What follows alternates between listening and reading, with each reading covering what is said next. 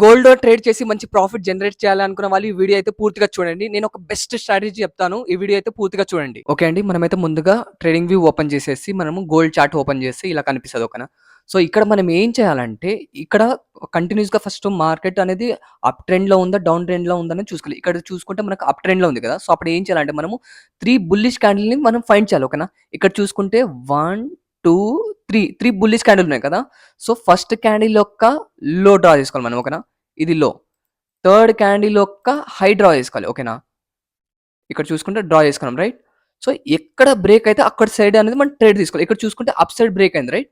So, మనం ఇక్కడ ఏం చేస్తామంటే మనము అప్ సైడ్ ఈ క్యాండిల్ బ్రేక్ అయింది కాబట్టి ఈ క్యాండిల్ యొక్క ఇక్కడ ఎంటర్ అయితాం కాబట్టి ఏ క్యాండిల్ అయితే బ్రేక్ అయిందో ఆ క్యాండిల్ యొక్క లోని మనము స్టాప్ లాస్ పెట్టేసుకొని మనం మినిమమ్ అనేది 1:2, 1:3 అనేది టార్గెట్ తీసుకొని మనం ఇలా అప్ ట్రెండ్‌లో ఉన్నప్పుడు మనం ట్రేడ్ చేయొచ్చు ఓకేనా.